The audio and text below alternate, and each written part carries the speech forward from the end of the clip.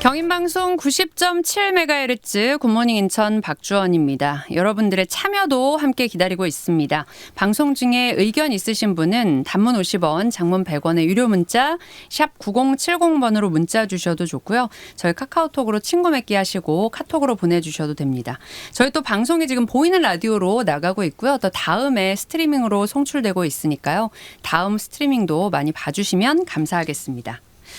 정치권의 말 한마디는 곧 논쟁이 됩니다. 국가폭력 시효 폐지 발언부터 25조 추경을 둘러싼 공방도 있고요. 또 선거를 앞두고 있기 때문에 각종 의혹과 정책들의 제안까지 오늘 정치 말말말에서는 이 발언들의 의미와 정치적인 의도를 짚어보겠습니다. 박상병 평론가, 류건홍 변호사 두 분 함께합니다. 어서 오십시오. 네, 안녕하세요. 네, 반갑습니다. 자, 정치 말말말 항상 저희가 기다리는 시간인데 오늘도 먼저 우리 박상병 평론가님이 픽하신 말부터 볼 텐데 어떤 말 뽑아오셨나요? 네, 최근에 이제 우리 대한민국이 좀 헌정 질서가 회복되면서 좀 제대로 된 길을 가고 있다는 생각을 많이 하고요. 네. 지금 이렇게 정세가 국제 정세가 진짜 한 치 앞도 볼 수 없을 만큼 불안하지 않습니까? 대통령의 위상이 얼마나 중요한 것인가 저는 느끼고 있어요. 이건 앞으로도 마찬가지입니다. 네. 윤석열 전 대통령 때도 저도 이 방송에 나와서 그런 얘기 한 적이 있어요. 대통령 한 명은 굉장히 중요한 거다. 한 명은. 대한민국 대통령 중심적이기 때문에 정말 훌륭한 대통령 뽑으면은 앞으로 5년 동안 대한민국이 반등할 수 있는 것이고 그렇지 않으면은 나라가 더 어려워질 수도 있는 것이다. 네. 대통령 한 명은 그냥 한 명이 아니다. 굉장히 중요하다 말씀드렸는데 딱 지금 그런 생각이 듭니다. 네. 자, 이런 상황에서 최근에 제가 이제 주로 전공이 근현대사 정치 사상, 정치 이론, 정치사거든요. 네, 네. 동아시아를 주로 하는데 그때마다 공부하면서 느끼는 거는 자괴감이 대한민국의 국가폭력은 다른 나라보다도 몇 배 더 심각합니다. 국가폭력. 예, 국가에 의한 폭력은 상상을 초월합니다. 고종 때부터 마찬가지입니다. 한 번도 짚어내지 못해요, 우리는. 그러고 난 다음에 한참 지나고 난 다음에는 국가가 그냥 배상해내고 끝나고. 그렇죠. 또 그때 국가폭력에 자행했던 인물들은 지금 대한민국에서 23세들이 너무너무 잘 살고 있는 나라. 잘 먹고 잘 살죠. 대한민국이고. 정말입니다. 자, 이 역사를 어떻게 청산할 것인가. 지금도 진행형이거든요. 어떻게 할까.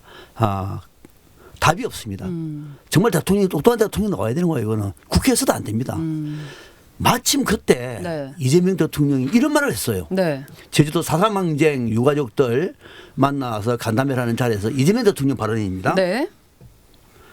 국가폭력 범죄에 대한 민형사상 시효 제도를 폐지해서 나치 전범 처벌과 같이 영구히 처벌받도록 하겠습니다. 이게 이 대통령이 한 말이죠? 한 말이에요. 저 이 말을 듣고 야, 이제 대한민국이 독일의 반의 반 정도는 따라가 있구나. 세계 최강의 부국을 이룬 독일을 부러웠는데 우리도 이제 앞으로는 가능하겠구나. 우리 아들, 딸들이 이제는 국가폭력은 나치 전범처럼 100년, 200년도 따라갈 거라 싶은 생각이 들었어요. 이건 그냥 응징이라든지 처벌하는 것이 아니에요. 네. 역사의 정통성을 살리겠다는 거거든요. 2021년 10월 달에 네. 100세가 되는 나치 전범의 경비원 한 명을 독일 내란 재판소 후에 재판정에서 심판해 가지고 유죄 판결을 내렸습니다. 100세. 100세인데도. 예, 100세 붙잡아 가지고 심판대에 세웠습니다. 유죄 판결을 내렸습니다. 자기는 죄가 없다고 아무도 모르고 했다. 그때 22살 때에 아주 어린 나이 경비병이었어요. 유죄 판결을 내렸습니다. 그때 법원에 살펴본 얘기가 나치 전문과 관련되어 있는 털끝만큼 유죄라고 하더라도 우리는 끝까지 받게 될 것이다. 독일 국민들은 박수를 보냈다고요. 100세를. 그러니까요. 우리나라는요. 손도 못 대고 있어요. 손도. 어떻게 이 나라는 그렇습니까? 네. 이런 과정에 이재명 대통령이 이 얘기를 함으로 인해서 이제는 좀 대한민국이 정상화되겠구나 해가서 글을 읽다가 감동이 딱 와가지고 이거다. 이 말을 피해야 되겠구나. 딱 찍어온 겁니다. 자, 그러면 일단 이 얘기를 픽해 오신 이유는 알겠는데 이 의미나 이 현대사에 대해서 좀 알아야 되거든요.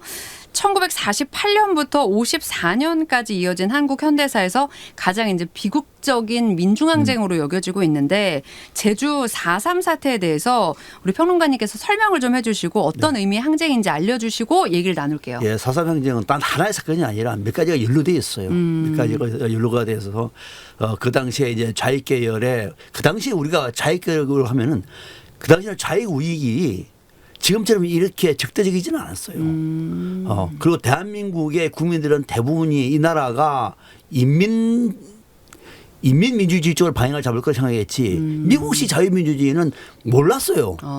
그 당시에는 몰랐죠. 그러니까 대부분의 지식인들이 월북한 이유도 거기 있는 거예요. 잘했다 못했다가 아니라 그때는 그런 정서였고 현실이 그랬다. 독립운동을 하면은 다 만주나 러시아로 갔지 미국 가가지고 독립운동들은 많지가 않았어요. 미국에 갈 수도 없어요. 그런 정세를 우리가 이해를 해야 됩니다. 그걸 보고 지금 딱 잘라가지고 지금처럼 생각해버리면 아주 오판이에요. 그 당시에는 이제 군인들 안에서도 좌익계열이 많았어요. 박정희도 좌익이었습니다. 당시에. 많았는데 그 당시에는 대한민국의 좌익들은 남북이 단정. 이를테면 남북이 분단돼서는 안 된다는 생각을 많이 하지 않았습니까? 네. 통일해야 된다는 생각을 하는 거죠. 그런데 이승만을 따르는 사람들은 단선이라도 해야 된다. 단독정부 하자니요. 그런 어떤 논란 속에서 이제 3.1 운동이 일어나니까 좌익 계열에서는 여기에 대해서 당시에 경찰이 좀 무리하게 군경이 무리하게 발표를 하는 바람에 이제 그 말 그대로 시위가 커진 거죠. 여기에 이제 지금 목포 순천에 있는 국방기밀대를 파기를 시킨 거예요. 네. 지루하라. 그 당시에 이제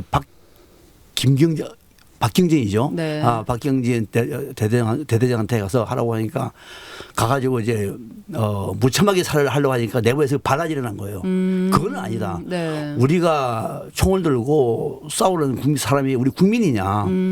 안 된다고 얘기를 했습니다. 거기서 이제 반란이 일어난 거예요. 그 이른바 여순 반란이에요. 여순 반란이 일어나고 난 다음에 그 이후에 제주도에서는 그런 국경에 대해서 사과하라고 하니까 발표를 하면서부터 이제 도민 항쟁이 일어난 거거든요. 그게 이제 4.3 항쟁이에요. 네. 그 과정 속에서 이제 우리나라 군경이 이승만 대통령이 파견했던 또는 미 군정이 파견했던 우리 군인들이 제주도민들을 닥치는 대로 총을 쏴서 죽였습니다. 당시 인구의 한 10%, 한 3만 명 정도가 죽었어요.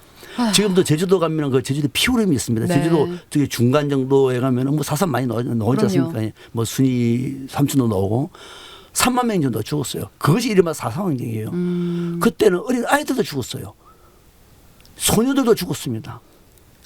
이게 양민도 할아버지도 죽고요. 이거는 그걸 좌우익의 이념으로 대결하면 안 되는 것이고 이게 국가의 폭력이란 말입니다. 그리고 지금도 그때쯤 되면은 제사를 딱 한 집에서 모셔요. 한 날에 앞집도 옆집도 뒷집도 그날 다 죽었으니까. 다 그날이. 그러다 보라 다 죽인 거예요. 이 엄청난 사건을 우리가 아직까지도 제대로 규명도 못하고 국가 사과도 못하고 있는데 그 전범들 그 당시 국양면을 학살한 사람들만큼은 끝까지 처벌하겠다. 그것이 이제 이재명 대통령의 취지였고 여기에 이제 제주도 4.3 항쟁에 희생된 유족들이 박수를 보낸 거죠. 저는 이 정신은 뭐 그 사람들 각인됐던 사람들 다 죽었어요. 이제 뭐 살아난 사람도 많이 없습니다만은 네. 이 정신만큼은 우리 후손들에게 남기는 것이 맞다. 이재명 대통령이 그 첫 신호탄에서 올린 측면에서는 대한민국의 위대함을 우리 스스로 보여주고 있는 대목이다. 이런 생각이 들었습니다. 어떤 의견이세요, 류 변호사님? 이제 일단 그 해방 이후에 그러니까 지금 평론가님은 주로 이제 이 저쪽 그 사회주의 계열이 많았다 이러시는데 또 사실은 어떻게 해석하느냐에 따라서 네. 하와이 중심의 자유주의적인 그런 독립운동가도 있었기 때문에 이걸 어떻게 평가할 것이냐 이건 이제 논쟁의 문제니까 넘어가고 네. 4.3을 볼 때 이제 나치 선범하고 조금 다른 면이 있습니다. 이미 얘기가 된 것처럼 그 당시에 제주도에서 사회주의적인 그 북한을 동조하는 세력이 있었다. 그것도 사실이었던 거고요. 이제 그분들이 그 조직을 무장대라고 했고 이걸 토벌하기 위해서 간 우리 군인이 토벌대였는데 그러면 거기서 이제 항상 문제가 되는 것이 그거예요. 네. 적의 군인을 또는 반대하는 정말 원인자를 처벌하는 건 맞지만 네. 그 양민을 살해했을 때 이제 부대적으로 나오는 국가 권력이 그 뭐 저항 세력 또는 무장대 여기와 관련 없는 가족 관련 없는 일반 시민을 죽이거나 이랬을 때 특히 악의적으로 그랬을 때는 그렇죠. 그것은 이제 국가 권력을 어떻게 볼 것이냐 또 인권이라는 것을 어떻게 볼 것이냐 지금 이란도 미국에서 그 미사일 잘못 쏴서 학교 학생들이 맞아요. 죽었잖아요. 자 이런 문제를 어떻게 볼 것이냐 하는 요거를 지금 대통령 입장에서는 그게 국가 권력 범죄다 맞는 이야기죠. 이제 특히 양민들에 대해서는 무고한 분들에 대해서는 이분에 대해 이런 경우에 대해서는 국가가 책임도 지고 또 시효도 폐지하고 이래서 영구적으로 처벌받도록 하겠다. 논리적으로는 뭐 저도 공감합니다. 다만 나치하고는 약간 성격이 좀 달리 봐야 된다. 독일에서 하는 그런 시효 폐지 제도하고는 네. 네, 그 점은 아니 나치라고 하는 거 아니고 나치 전범처럼 그러니까. 처럼 하자는 거잖아요. 예, 예. 그렇죠. 그러니까 국가폭력, 나치도 국가폭력 아닙니까? 네, 그죠? 네, 네. 국가폭력과 관련돼서만큼은 제주도뿐만 아니라 예. 광주도 마찬가지고. 어떤 폭력이든. 그렇죠. 국가에 의한 폭력은 그거는 나치 전범처럼 끝까지 살아있는 동안에 그 아들, 딸들까지도 네. 하는 것이 맞다라고 하는 얘기고 사상을 그 나치라고 표현한 건 아닙니까? 아, 예, 예. 그렇죠, 그렇죠. 이게 그리고 이제 희생자 유가족들의 오찬 자리에서 나온 얘기였기 때문에 더 좀 그 예. 의미를 가졌던 것 같은데 국가폭력 범죄에 대해서 시효를 완전히 폐지하겠다 이 얘기가 정의회복을 선언하겠다는 의미로 봐야 될까요? 아니면 법치의 원칙을 흔들 수도 있는 그런 접근인지 어떻게 봐야 될까요? 우리 평론가님? 법치의 원칙을 흔드는 게 아니죠. 흔든다고 얘기하는 거는 그건 정말 이상한 논리죠. 그건 법치의 원칙이라고 하는 거는 제가 있으면 끝까지 묻는 거죠. 제가 있으면. 그리고 특히 국가에 의해서 시행된 폭력은 네. 영원히 국가에서 책임지겠다. 그것이야말로 정의의 실현이죠. 실현이고 특히 우리 대한민국은 국가 폭력이 너무 많거든요. 해방 전국에서는 정말 많고요. 해방 전국 앞서 사선뿐만 아니라 대구도 마찬가지고요. 부산도 마찬가지, 마산도 마찬가지고 또 시골에도 많고 미군에 의해서 살해된 경우도 엄청 많습니다. 미군에 가도 지금도 충청에 가면은 미군에 의해서 지나가는 한국전쟁 때 피난가는 사람들을 미군 비행기가 죽여 총을 쏴가지고 수천 명이 죽고 그래, 수백 명이 죽고 그랬습니다. 지금도 많아요. 규명이 안 되다. 왜? 국가폭력으로 다 죽었는데 뭐 시간 지났는데 뭐 이런 방식이란 말입니다.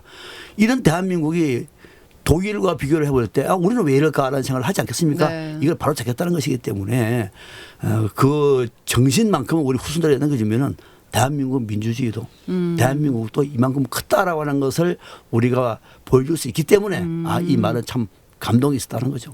법의 논리나 원리로 봤을 땐 어때요? 일단 독일은 뭐 공소시효 폐지했고요. 네. 원래 거기도 살인죄가 20년이었는데 네. 그냥 79년에 완전 폐지했어요. 근데 또 독일 얘기 안 해도 우리도 폐지했어요. 5.18 민주화운동 네. 특별법에서 내란 외환 등과 관련된 경우에는 공소시효 폐지했고요. 네, 네. 지금 성범죄에서도 13살 아래 또 장애인에 대해서는 공소시효 폐지됐어요. 뭐 이런 것처럼 이미 공소시효 자체는 형사처벌이 아니라서 네. 프로세스에 관한 것이라서 합헌이다라는 얘기가 나왔기 때문에 그것이 뭐 잘못됐다 이런 이야기는 못하는데 문제는 이거예요. 47년 일이잖아요. 네. 거의 뭐 80년 다 된 일인데 거의 다 돌아가셨을 거예요. 이게 좀 더 하려면 좀 더 일찍 돼서 역사적인 단죄를 물으려면 일찍 했어야 되는데 증거도 없고 저도 이제 현장도 가보고 그 현장 토론회도 가보고 이랬는데 제일 큰 문제는 다 돌아가셨고 두 번째는 증거가 없다. 어떻게 형사처벌하려면 엄격한 증거가 있어야 되는데 그렇죠. 그 점 때문에 하긴 하지만 큰 실효성은 없을 것이다. 이 점이 제일 아픈 부분입니다. 근데 그래서 그런 얘기가 나오는 것 같아요. 이 대통령은 이제 그 자손까지도라고 얘기를 하면서 이제 어떤 면에서 봤을 때는 그럼 이게 연좌제인가? 라는 자손의 책임까지 가야 되니까 그런 얘기가 나올 수 있는데 이 발언은 또 어떻게 해석해야 돼요? 그거는 그러니까 이재명 대통령은 지금 감옥에 집어넣겠다는 것이 아니고 진상을 규명하겠다. 잘못된 것은 끝났어 틀고 가는 것이 아니라 네. 끝났다고 하더라도 그 죄는 묻겠다는 거예요. 그 죄를 묻는데 그 아들 딸들에 의해서 당신이 대신 책임져라가 아니라 그 아들 딸들이 살아 있으면은 그분들한테 아버지의 재산을 밝히겠다는 거예요. 그게 맞는 얘기죠. 국가 폭력은 도저히 용납이 안 된다는 거예요. 그러니까 그거는 어떤 경우에든 100년이 가도록 진실을 밝히겠다는 얘기지. 이걸 가지고 뭐 아버지가 돌아가셨으니까 이제 아들 책임져. 아들도 돌아가셨는데 그럼 손자 책임져. 이런 논리는 아닙니다. 뭐 책임의 논리가 아니다. 그렇죠. 네, 그러면 네. 책임질 수도 없는 거죠. 그거는. 그죠. 아버지가 하는 거를 아들이 어떻게 책임집니까? 그거는 말이 안 되는 거죠. 그게 진짜 연좌제 맞아요. 얘기가 그렇죠. 나올 수밖에 네. 없죠. 그걸 나눠서 볼게요. 네. 형사 문제는 그 아버지가 살인죄를 저질렀든 말았든 자식이든 부모든 형제든 책임을 지면 안 돼요. 그렇죠. 왜 이제 그거는 말이 안 되는 거예요. 왜냐하면 그런 식으로 따지면요, 내가 죄를 지으면 내 대대손손, 내 위로 조상, 내 형제, 옛날에 조선시대 때 삼족을멸하는 그렇죠. 경우가 나오는데, 근데 이 형법 논리, 근대 헌법 논리의 핵심은 개인주의예요. 내 책임은 내가 진다. 내가 한 것은 그걸 다 끊는 것이죠. 그런 식으로 하면요, 모든 단군 할아버지부터 책임을 져야 돼. 뭐 그런 자손을 낳았으니까. 그쵸. 그러니까 그건 아니고 책임을 진 사람, 사고를 친 사람, 고의가 있는 그 주체 하나만 세우라는 게 맞고, 네.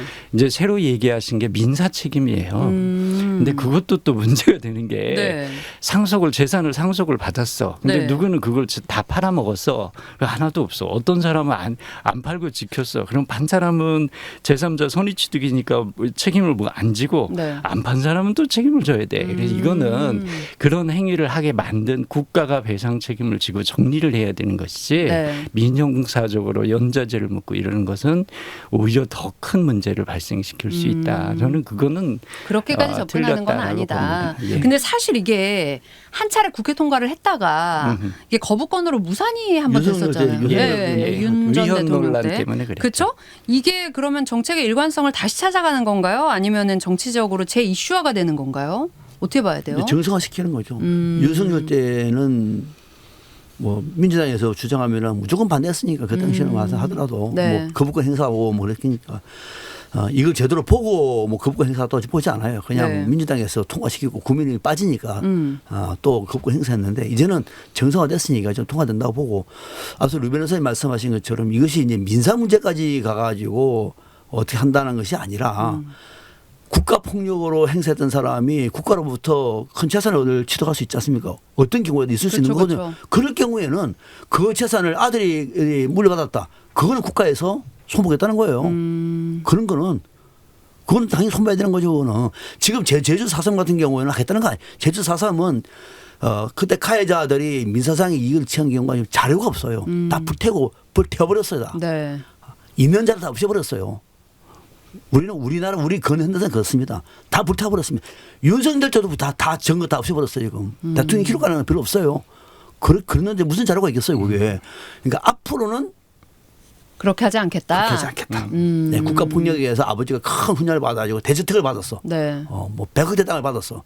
잘 살겠죠. 그대는 국가 폭력의 결과가 나오면은 그걸 물려받는 딸들라도 그거는 국가에서 환수하겠다. 라는 의지의 표현이지, 뭐 이걸 4.3만 가지고 한다는 것은 아니다. 네, 이렇게 봐야죠. 근데 그 자리가 이제 4.3 유족들을 만난 자리였기 네. 때문에. 국가 폭력 자체를 얘기하는 것이 제주만 가지고 얘기하는 건 아니에요. 아까 위헌 때문에 네, 그때 맞아요. 거부권이 발휘됐다고 헌법에 했는데. 써 있거든요. 네. 그러니까 행위시법률, 당시 내가 지금 현재 형사처벌에 관한 법이 없으면 내일 새로, 지금 없어요. 근데 네. 내일 새로 법을 만든다 그래서 내가 처벌받는 게 아니거든요. 소급이 안 되니까. 그렇죠. 불소급의 원칙이 근본인데, 네. 근데 이미 헌법재판소가 확인을 해줬어요. 그러니까 공소시효는 처벌에 관한 법률이 아니고 그 법을 추진하는 프로세스에 관한 법률이라서 네네. 소급해도 된다. 다만 정당한 이유가 있거나 공익이 크거나 뭔가 이런 조건들을 달았습니다. 네. 그렇다면 물론 저번에 대통령이 저번 정권에서 거부권을 행사했지만 네. 이 위헌 논란 자체는 없어졌어요. 충분히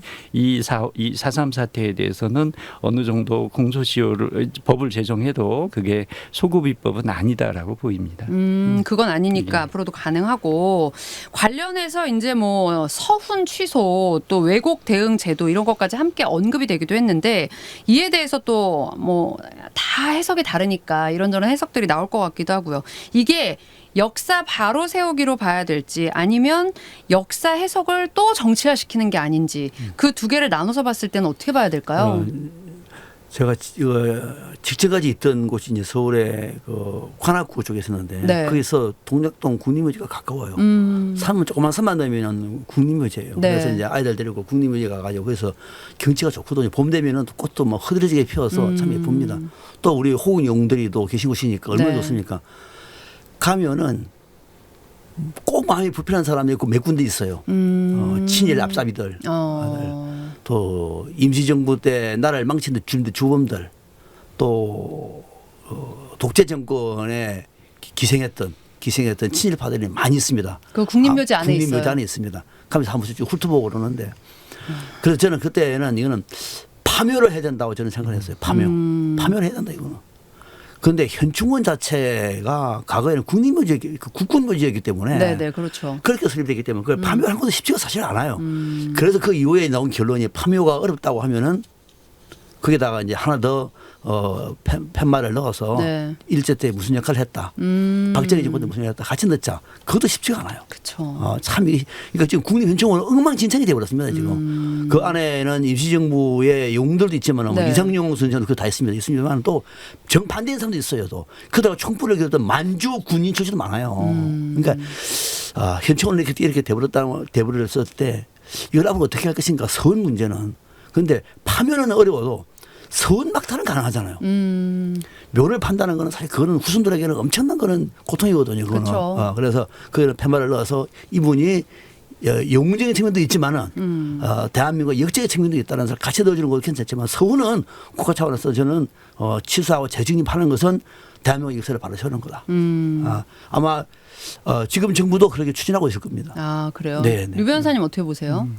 그냥 그 자체가 우리 슬픈 근현대사죠. 그쵸. 자익, 우익, 뭐 친중, 친미 지금도 그게 같이 마찬가지인 것 같아요. 진행되고 있어서 네. 이거를 어떻게 볼 것이냐 하는 문제인데 서원 같은 경우에도 취소할 수 있겠죠. 다만 절차 그리고 객관적이고 국민들이 신뢰할 수 있고 믿을 수 있고 그리고 공정하게 진행이 된다면 뺏어야 될 건 뺏어야 되겠죠.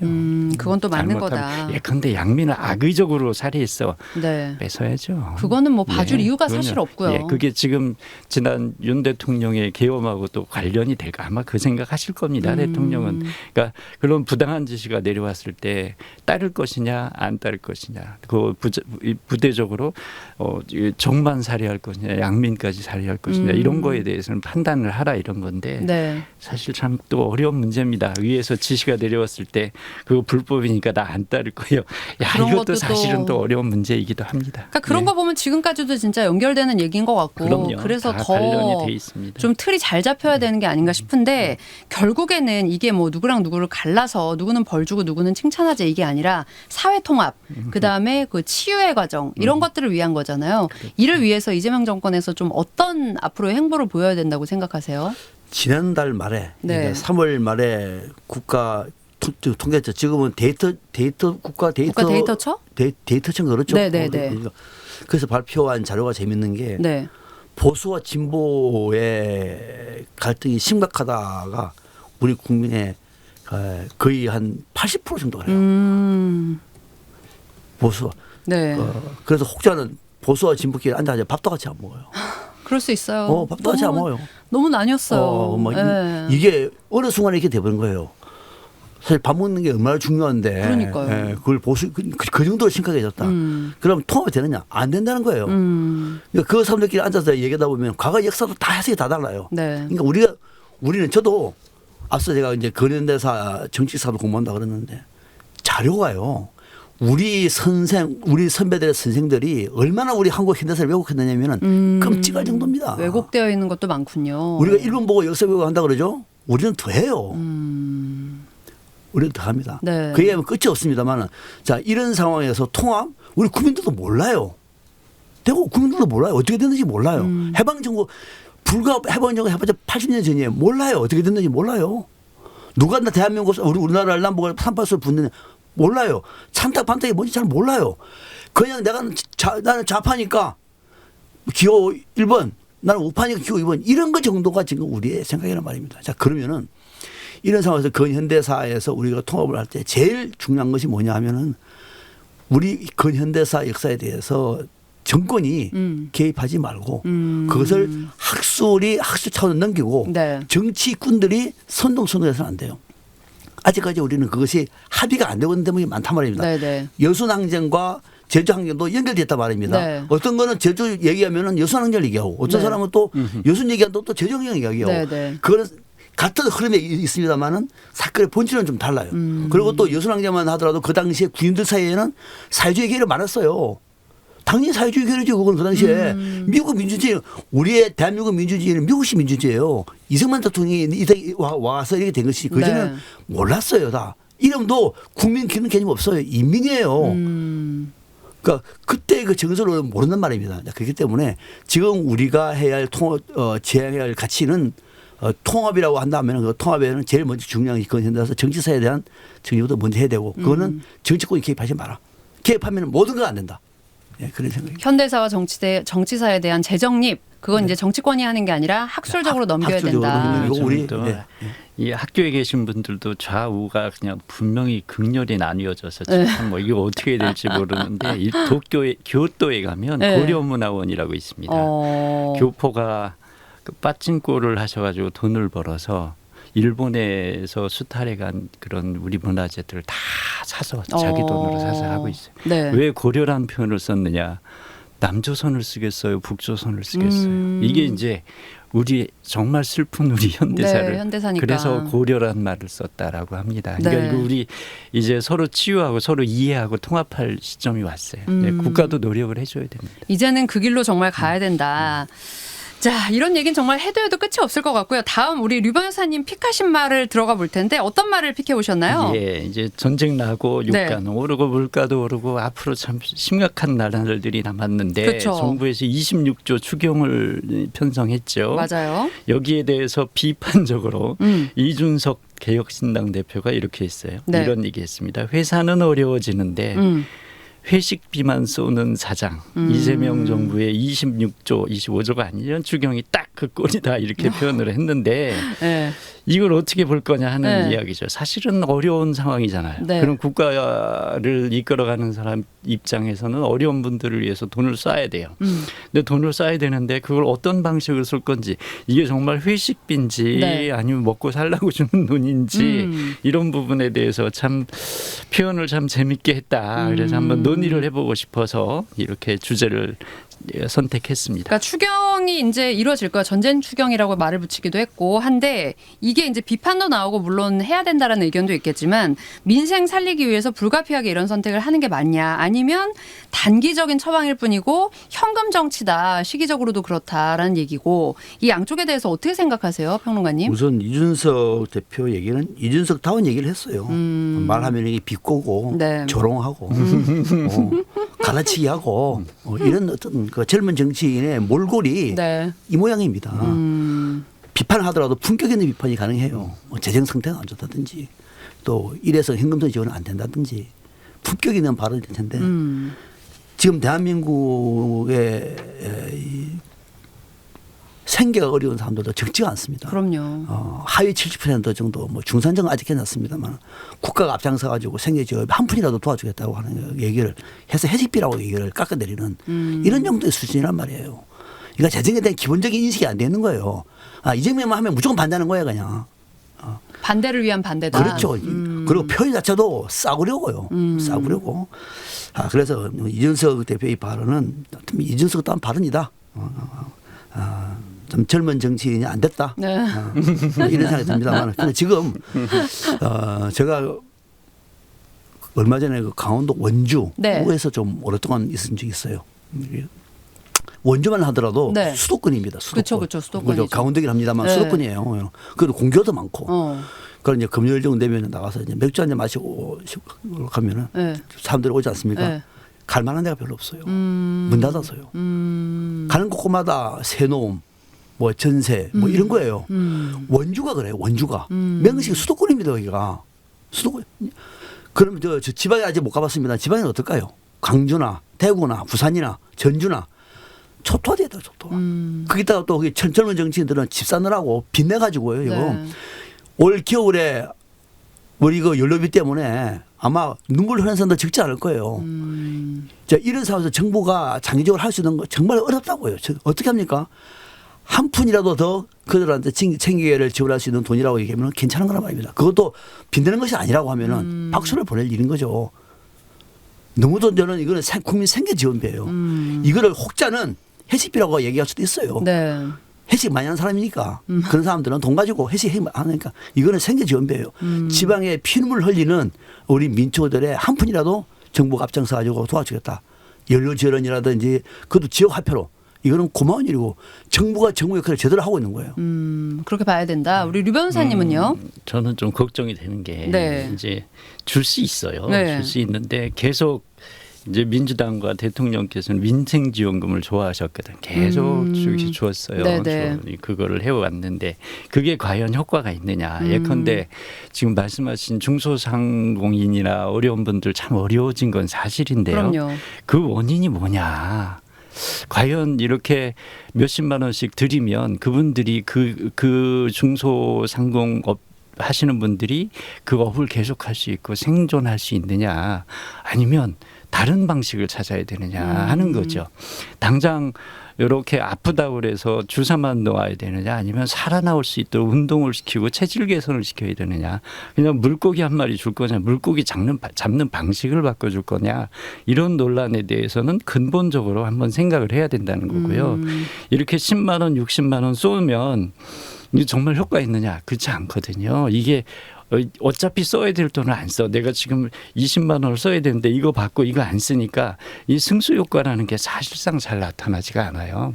그리고 물가만 오르게 되고 이런 논리적인 비판이 있다면 그것도 들어보고 그러면 이렇게 지원을 현재 안 할 수는 없으니까 하되 정말 근본적으로 이분들을 어떻게 좀 생계를 유지할 수 있고 국가 경제를 활성화시킬 수 있을까에 대한 대안까지도 같이 고민하면서 간다면 이준석처럼 회식비라고 뭐라고 안 할 텐데 좀 더 이런 부분도 고민해 줬으면 합니다. 충분히 일리 있는 말이에요. 그러니까 이준석 대표가 한 말 중에 이런 말도 있더라고요. 현금 살포하는 건 정치고 거시경제 안정이 정책이다 이렇게 얘기를 했는데 결국에 이제 진짜 이 고기 한 마리를 줄 것이냐, 뭐 고기 잡는 법을 알려줄 것이냐 이런 식으로 가를 수도 있는 거고. 근데 이게 두 분 보시기에는 정치 같으세요? 정책 같으세요? 근데 이거는 방금 그 지적은 동의하지 않아요. 정부가 어떻게 국민들에게 고기 잡는 법을 어떻게 가르쳐 줍니까? 정부가 그건 각 개인이 알아서 하는 거예요.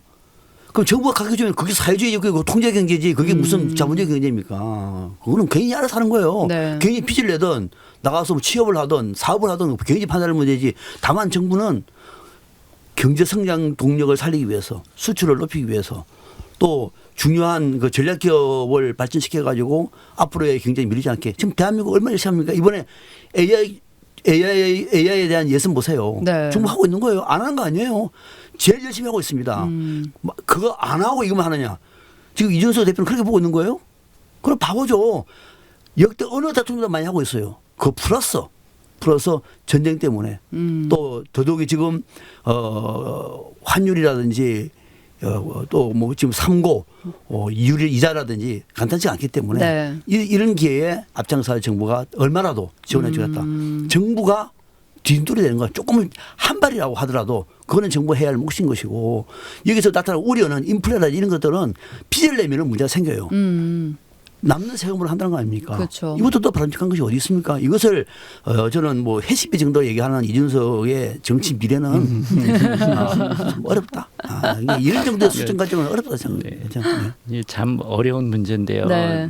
이렇게 말씀하신 것처럼 그냥 시장이 알아서 하도록 내버려 둬야 된다 그러면 정부가 돈 쓰면 안 돼요. 사실 저는 얼마 전에 왜 그 휘발유값 1차 네. 최고 가격제 했는데 그게 사실은 부작용이 나올 수밖에 없거든요. 이렇게 그냥 차라리 유가가 2,000원 갔으면요. 네. 사람들은 저절로 알아서 자동차 안 타고 대중교통 탈 거예요. 근데 가격을 딱 낮춰놓으니까 계속 대중교통 안 탔거든요. 그러고 나서 이제부터는 또 너무 올라가니까 대중교통 타세요 이러는 것처럼 정부 정책이라는 것이 항상 뭘 하든 양면성이 있어요. 한면으로는 좋지만 그 부작용은 나요.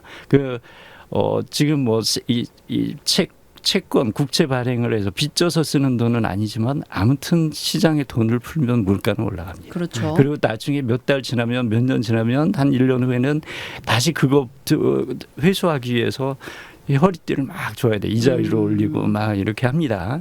이제 그게 지금은 좋지만 결국에는 아프게 올 것이다. 이제 그러면 저는 이제 국가가 지금 중소상공인들에 대해서 이분들을 어떻게 살릴까 하는 정책 문제를 이야기하는 거예요. 이제 말씀하신 것처럼 IT나 뭐 이런 건 크게 가야 되는데 이제 그 점에 대해서는 아직 뚜렷한 대책, 사실 참 어려운 정책을 내라 그러면 쉽지 않겠지만 그분들하고 한번 더 고민해보고 대안을 찾아보는 그런 노력이 필요한 건 사실입니다. 그러니까 원래도 지금 우리 경기가 안 좋긴 했지만 이제 중동발 전쟁 때문에 더 위기 상황이 좀 깊어진 것도 있잖아요.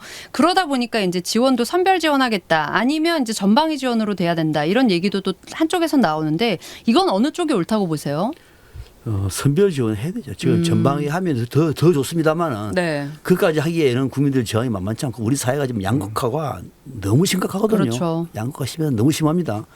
역대 최고 수치예요. 양극화서.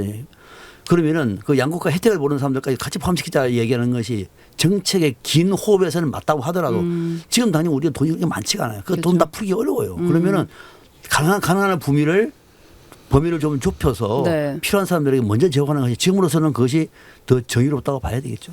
어떠세요, 근데 변호사님? 참 정권이 바뀔 때마다 입장도 바뀌어. 항상 민주당은 보편적 모든 전 국민이 네. 됐는데 정권을 잡으니까 다시 이제 사별적하고 이거에 대해서 오히려 국민의힘 안철수 대표가 뭐라고 또 했어요. 네. 왜 다 준다고 그러다가 이번에는 차별적으로 주느냐. 또 문제는 70%만 주면 이제 이 세금 문제를 얘기했어요. 근로소득세의 상위 20%가 네. 이제 소득 구간이 높은 상위 20% 범위 내에 계신 분들이 세금을 88% 내고 중소세 뭐 상위 10%가 86%를 내는데 이 세금 많이 내시는 분들은 왜 안 주냐, 왜 소외시키느냐 이 말까지 하는 거 보면 그냥 바뀌죠. 바로바로 바뀝니다. 그래서 이게 뭐가 옳으냐보다는 저는 평론가 말씀에 동의해요. 어려운 분들을 먼저 도와줘야 되는 건 맞아. 다만 그렇다고 해서 세금 많이 내는 나는 세금 내는데 혜택을 못 받아. 이런 분들이 서운해할 수 있으니까 네. 이분들에 대한 뭔가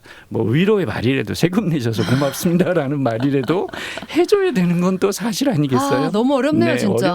어렵습니다. 진짜. 시정연설 할 때 그렇게 할 겁니다. 요즘에 시정연설 할 때 네. 할 때 우리의 그 현실을 얘기를 하면서 우리 사회에 힘 있는 사람들이 네. 가진 사람들이 배운 사람들이 솔선수범하지 않으면 안 됩니다. 그만큼 심각한 상황이기 때문에 뭐 그 정도고요. 얘기는 하시겠죠. 센스는 있는 할 대통령. 거라고 봅니다. 그게 오늘 이제 시정연설도 예정돼 있잖아요. 네. 대통령 지지율이 60%를 넘었거든요. 그래서 이제 또 궁금해지는 게 계속 높은 지지 속에서 뭐 추진되고 있는 이런 정책들도 있고 발언들도 있고 이런데 그게 결국에 우리의 민주주의를 발전시키는 건강한 방향으로 가고 있는 건지 아니면 권력이 좀 집중되는 느낌도 있는 건지 그것도 어떻게 생각하시는지 궁금해요. 우리 류 변호사님부터 들어볼까요? 저는 일단 국민의힘이 너무 지지부진해가지고 권력에 대한 견제가 안 되는 게 지금 네. 현재 그러니까 건강한 야당이 있어야 되는데 네. 그 자체가 없다는 게 문제고 이제 다수결주의 또 대통령 중심주의 이렇게 됐어요. 대통령께서 SNS로 지시를 하니까 네. 뭐 밑에 공무원은 아무도 안 보여. 이게 이런 게 과연 맞는 건지 그리고 또 민주당이 다수당이고 이런 또 강력한 대통령 리더십으로 밀어붙이는 것이 네.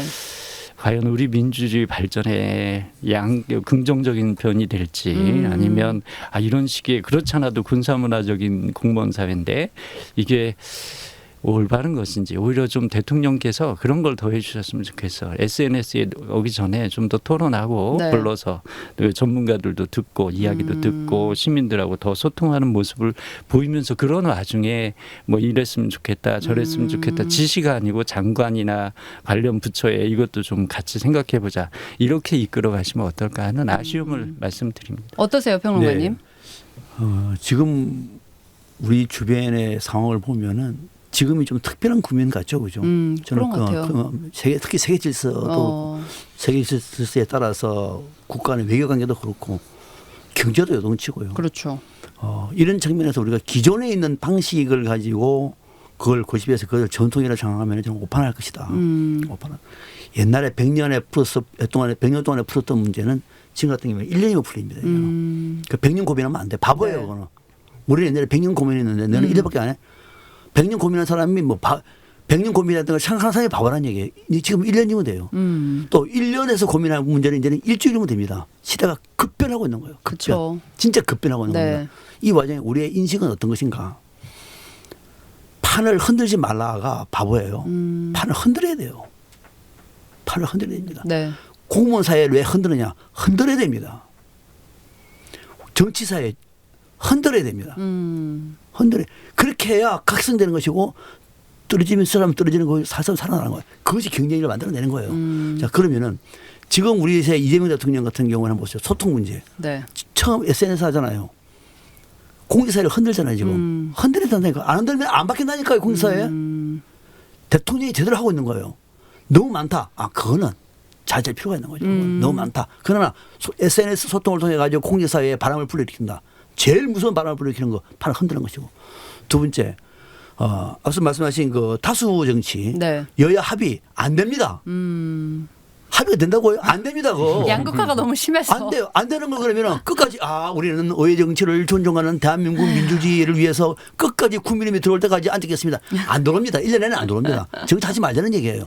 그 판을 그런 인식을 흔들어야 되는 거예요. 다수당이면 다수당 책임지고 해라. 못하면 너희들 책임져. 이거란 말이에요. 합의가 될 수 있는 상황이라면 물론 합의를 하죠. 네. 이런 이슈가 있다면 이런 이슈 가지고 국민의힘하고 얘기를 한번 해본다. 국민의힘 노하면 가는 거예요 그냥. 우리는 같이 합의를 요구했다. 네. 이거 바꿔달라. 그래. 그 문제를 한번 우리가 논의해가지고 우리가 양보하자. 네. 그것이 정치력이에요. 그 정도 되면 가는 거고 안 되면은 그냥 가는 거예요. 그 판국에 앉아가지고 무슨 민주주의 정치가 어떻고 의회 정치가 어떻고 무슨 헌정 질서가 어떻고 얘기하다 보면은 1년에는 5년에 아무것도 못해요. 그러니까 저는 이 방식은 네. 민주당이 다수당에 집권당에 네. 그것도 근래 보기 드문 스마트한 대통령을 하면은 밀어붙이는 건 절대 탓할 일이 아니다. 다만 책임져라. 성과를 만들어내라. 저는 그것이에요. 그렇게 되면요. 네. 이제 오케이 그 좋다 이거지. 다수당이 책임져라. 네. 그러면 만약에 정권이 바뀌어서 네. 다시 또 넘어가요 보수에. 뭐 그런 거야. 이제 끝없는 뭐 이제 야당이라는 게 필요 없는 거지. 대화라는 게 필요 없는 거지. 정권을 잡으면 내 마음대로 할 수 있는 거야. 그건 민주주의가 아니에요. 좀 힘들어도 시간이 걸려도 같이 대화하고 불러서 밥 먹어가면서 욕을 하더라도 그런 것이 민주주의고 정치지. 그냥 내가 집권했으니까 내 마음대로 할 거야. 아유 정말 큰일 납니다. 참 그건 이게 아니에요. 그건 단편적인 아니에요. 얘기가 아닌 것 같아요. 그건 그동안 아니에요. 쌓여온 그런, 것들도 문제가 있는 물론 것 같고. 과거도 있고 네, 감정도 모든 게. 쌓였고. 근데 이제 다수당이고 내가 힘이 있잖아. 그러면 힘 있는 사람 100%야 되는 거죠. 그러면서도 가야죠. 그러니까 맞아요. 예. 맞아요. 네. 저는 교수님 얘기 맞는데 베풀면은 손을 잡아줘야 되잖아요. 네. 안 잡아줘요. 그럼 어떻게 해요? 됐어. 그러니까 끝까지 베풀다 앉아 있어요. 그 바닥에. 그건 바보예요. 아 참. 참. 그러니까 우리 이거 참 결론은 어려운- 뭐냐면은 네. 결론은 다수당 소수당의 문제가 아니라 정권 차원의 대통령 중심이기 때문에 안 그러면 헌법을 바꾸든지 대통령 중심제라고 하면은 대통령이 책임지시라. 성과를 만들어내면은 다시 그 정당의 대통령 만들어낼 것이고 안 그러면 많은 거란 말이죠. 비판만 하지 마라. 네. 국민들도 마찬가지예요. 언제까지 비판만 하죠? 정당 안 됩니다. 비판 너네들의 생각이 뭐야? 그걸 가지고 협상에게 뛰어드는 거예요. 이를테면 이번에도 뭐 추경 25조 낸다. 너무 많다. 네. 그럼 왜 많지? 안을 가지고 만들면 협상이 가능하잖아요. 네. 그냥 반대야 반대. 반대를 위한 반대. 그럼요. 그럼 무슨 대화가 되겠어요. 그럼에도 불구하고 그 자리에 본회의에 앉아가지고 국민의힘이 들어오기 가만히 앉아있어요. 1년 내내 기다려보세요. 들어오는가. 안 들어옵니다. 언제나 이 대안 없는 반대 이런 건 네. 좀 문제가 되는 것 같습니다. 자 주제를 조금 바꿔볼게요. 이것도 며칠 안 된 일인데 이 박상현 평론가님이 네. 픽하신 두 번째 얘기 한번 나눠볼까요? 두 번째 픽한 것도 네. 이것도 이제 이걸 조금 조심스럽게 얘기를 해야 네, 되는데 네, 지금 서울시장 선거에서 정원호 네. 성동구청장이 지금 상당히 주목을 받고 있지 않습니까? 네, 그렇죠. 아마 우리 애청자분들 누군지 잘 모르는 분들이 많을 겁니다. 저도 잘 몰랐습니다. 성동구청장인데 갑자기 서울시장에서 지금 뭐 1, 2위를 다 다투고 있어요. 네. 당선될 가능성이 있어 보입니다. 나머지 뭐 전현이라든지 이런 분들하고도 지금 경쟁에서도 앞서고 있다고 노는데 이 정원호가 있다고 성동구청장인데 이재명 대통령이 픽한 사람이에요. 네. 이재명 대통령도 픽한 사람이라서 분위기를 타고 있는데 잘하면 서울시장 되겠다 싶었는데 최근에 이슈가 하나 나왔어요. 그러니까요. 뭐 이상한 이슈가 나왔습니다. 네. 자, 그 이슈를 국민의힘의 청년 정치의 미래라고 하는 네. 김재섭 의원이 얘기를 한 겁니다. 네. 여성 직원과 해외 출장을 다녀왔다는 사실을 감추고 싶었던 것이 아니라면 또는 공문서를 허위 조작한 것이 아니라면 굳이 성별만을 딱 가리고 줄 이유가 무엇입니까? 이 얘기 들어보니까 무슨 생각이 드십니까? 이 얘기가 조금 내막쓰기 보완 설명이 필요한데 네. 정원호 구청장이 해외 출장을 다녀왔어요. 네. 멕시코 칸쿤이라고 하는 데에 갔습니다. 칸쿤은 맞아요. 대표적인 휴양지죠. 그쵸. 신혼여행도 많이 가는 곳이고 네. 칸쿤에 여성 직원하고 갔다는 거예요. 갔다 와가지고 서류를 달라고 하니까 그 밑에 남녀를 가려놨어요. 남성이나 여성이 가려놨대요. 네. 그 얘기를 지적하는 겁니다. 그러니까 처음에는 여성이라고 적혀 있었는데 네. 좀 세부 자료를 달라고 하니까 뒤에는 그걸 가려놨다는 거예요. 가린 거예요. 야 그러면 이거는 그게 공무사 아닙니까? 공무서를 거의 조작한 것이냐? 네. 그것이 아니라면 왜 굳이 성별을 가려? 야 이거 문제가 있네. 결국은 칸쿤에 여성 직원하고 2명 가지고 묘를 여행한 거 아니야? 이런 문제를 제기를 했단 말입니다. 저는 네, 그렇게 네. 봐요. 자 이렇게 얘기했는데 이게 만약 사실이라고 하면은 이거는 일파만파죠 이거야. 이거는 무슨 뭐 서울시장이 아니라 네. 수사해야 할 문제란 말입니다. 그렇죠. 그래서 처음에 이 말 동안에 야 이거 큰 뜻거나 터졌다 싶었는데 네. 그 이후에 보니까 이 내용 자체가 네. 김재서 의원이 최근에 좀 오바를 많이 합니다. 오바를 많이. 이 또한 오바다. 네. 정말 이렇게 말하면 안 된다라는 생각이 들어서 이 문제 가지고 한번 우리 류 변호사님하고 한번 얘기해 보시고 하고 싶었구나. 싶어서 제가 비켜왔습니다. 아, 네. 그 어떤 부분이 오바고 어떻게 생각하시는지 우리 예. 류 변호사님 얘기해 주시겠어요? 이게 이때가 되면 선거철이 오면 그러니까요. 이런 일이 생기죠. 네. 그리고 정치인이라는 분들은 직업상 이런 게 있을 거라는 걸 그냥 각오하고 네. 대응을 얼마나 잘하실지 한번 구경하고 싶고요. 네. 문제는 이제 처음에 서류를 보냈을 때 남성이라고 보냈다는 거예요. 청에서. 그건 사실 팩트입니다. 네. 그러면 이 공무원들이요. 네. 이거 여성 남성 몰랐을 리 없고 네.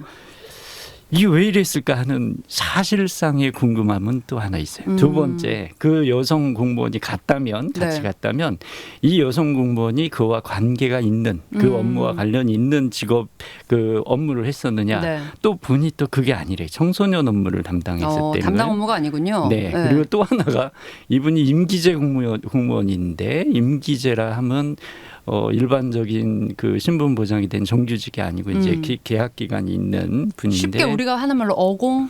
그럴 수 있고 네. 또 어공이 아닌 분일 계약직이죠. 수도 그냥 있습니다. 계약직? 예, 예. 그건 이제 대개 군구 단위에서는 네. 정무직이 거의 뭐 자리가 없기 때문에 이제 계약직이라고 봐야 되고. 네, 네. 근데 이제 뭐 어떻게 들어오셨는지는 모르겠으나 또 그분이 갔다 와서 시간이나 이런 건 모르겠는데 다급에서 가급으로 승진 임용이 됐다는 이런 팩트가 나온다면 네. 아이고 이거 불편하실 거예요. 그 후보 캠프에서는 야 이거 네. 난리 났다. 뭐 어떻게 대응을 해야 될 것이냐. 그냥 단순히 구청장이 여성 직원하고 갔다 왔다 문제가 아니라 네. 어쨌든 시민들은 유권자들은 의심을 할 테니까 이걸 어떻게 해소할지 저는 사실은 궁금해요. 이걸 어떻게 대응할지. 근데 이 예. 정원호 캠프에서는 당시에 둘이 간 게 아니라 11명이 함께 갔던 출장이었다 이렇게 얘기를 했고 실무 담당자가 단순히 여성이라고 해서 이렇게 문제 삼는 거는 무도한 네거티브다 이렇게 반박하거든요. 네, 제가 좀 아쉬운 대목은 네. 저도 아직 팩트를 모르겠어요. 저도 이거 팩트 11명이 갔다 그러잖아요. 뭐 네. 김두관 저 의원도 가고 그래서 뭐 네, 네. 근데 민주주의 포럼이 있었기 때문에 공직 행사에 간 건 사실인 것이고 네, 네. 11명이 갔는데 팩트는 정확하게 모르겠습니다만 네. 일단은 김재섭 의원이 물을 때 요 내용만 보면은 네. 여성하고 단둘이 해외에 간 것 같지 않아요? 그러니까 이 말 자체는 꼭 그렇게 들려요. 그죠? 예, 네. 예. 그리고 이 매우 민감한 문제거든요. 그러니까요. 그러면 정원은 뭐 그다 칩시다. 네. 여성은 뭐가 되나요? 그거까지 고려를 해야 되는 거예요. 왜? 국회의원이기 때문에. 국민의 대표자이기 때문에. 네. 이분들이 지켜주지 않으면 누가 지켜줍니까? 그런데 바로 그냥 여성 직원이라고 얘기해버렸단 말입니다. 여성 직원이 왜 청소년까지 있을 수 있는 거죠. 그거는 이 보직은 바뀌어요. 바뀌고 그런 과에서도 이 문제에는 특정 의무가 아니라 그 관련돼 가지고 이 의무를 해소했던 사람이 네가 이거는 가가지고 일정을 관리하는 문제니까 네, 네. 여성 청소년과 아니라 비서실도 할 수도 있는 것이고 기획과도 할 수 있는 거예요. 이거는 그 과가 중요한 게 아니에요. 네. 그러면 물어보고 난 다음에 이거는 정확하다 하고 난 다음에는 이 자료를 가지고 얘기를 하면 좋은데 정확한 적이 없이 본인보다 의혹부터 먼저 제기를 해버린 거예요. 선거 때. 선거니까. 그러니까 그러다 보니까 이것이 오바가 된 것이라는 생각이 드는데 네. 우선 여성 정부 해외 출장도 네. 해외 출장도 누가 갔는지를 다 조사하면 나오잖아요. 네. 그것도 제대로 안 봤어요. 단둘이 간 걸로 저는 이해를 들었고 네. 그리고 보통 이런 거 공무서를 낼 때는 남녀라든지 이 주민등록 같은 거 보통 가리지 않습니까? 네네. 왜 가는지를 그 물어보면 되잖아요. 근데 일단 터트리는 거죠. 가렸다고 하니까 이거 뭐 숨기네?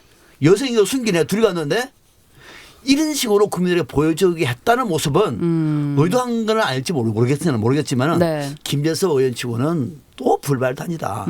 왜 이렇게 이분은 이게 급하고 이 참 나이스한 친구예요. 젊고 미래가 촉망되는데 네. 이런 문제를 가지고 과거의 구태 정치를 반복하고 있는 것이니까 아직까지 저는 지금까지 팩트가 저는 아니라고 보기 때문에 구태로 얘기를 하는데 네. 저도 앞으로 지켜보겠습니다만 네. 이 사건만큼은 진짜 김재섭 의원은 이렇게 하면 안 된다. 네, 이런 생각이 그러니까 둘이 갔다는 이야기는 그걸 얘기하는 거죠. 11명이 네. 다 구청 관계자가 아니라는 거예요. 그런 얘기에서 예. 일단 이것도 우리가 좀 지켜봐야 될 것 같고요. 오늘도 얘기를 나누다 보니까 사실 말로 풀어내는 얘기여서 저희가 정확한 뭐 정답은 아니지만 다양한 측면으로 얘기를 나눌 수 있었습니다. 자, 오늘 두 분 말씀 여기까지 듣겠습니다. 고맙습니다. 네, 감사합니다. 감사합니다. 지금까지 정치 말말말 박상병 평론가 류건훈 변호사와 함께 얘기 나눴습니다. 자, 오늘 저희가 준비한 소식은 여기까지고요. 저희는 내일 아침 이 시간 다시 돌아오겠습니다. 고맙습니다.